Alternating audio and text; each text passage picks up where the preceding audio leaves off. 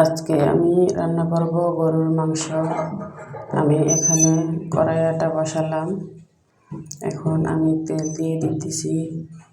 তেল দেওয়ার পরে আমি পেঁয়াজ কুচি দিয়ে দেব।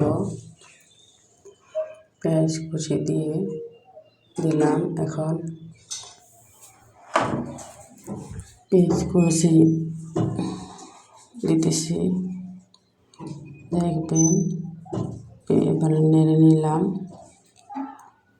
একটু নাড়ে। তারপর পেঁয়াজ কুচিটা একটা বাদামি কালার হয়েছে।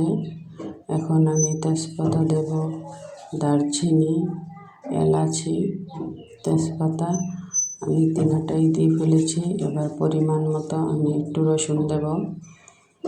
এবার আদা দেব, পরিমাণ মতো একটু আদা দেব।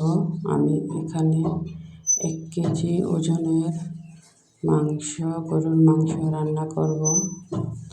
তার জন্য দেওয়া হচ্ছে পরিমাণ মতো।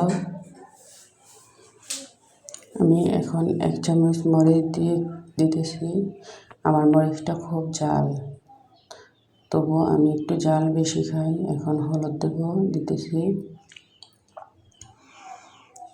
এখন ধনিয়ার গুঁড়া দিতেছি, লবণ দিয়ে দিলাম পরিমাণ মতো। দিয়ে আমি একটু নেড়ে নিচ্ছি। নেড়ে একটু জাল হবে, তারপর জিরার গুঁড়া দিয়ে দিলাম 1 চামচ। তারপর এটা একটু নাড়বো। নেড়ে আমি তারপরে মাংসটাকে নিয়ে আসব।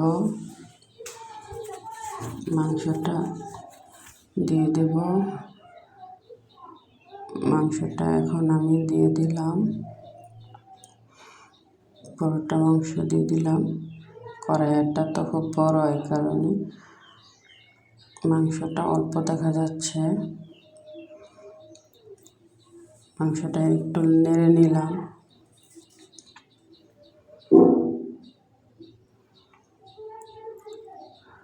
কালারটা খুবই সুন্দর এসেছে, অনেক ভালো দেখা যাচ্ছে কালারটা।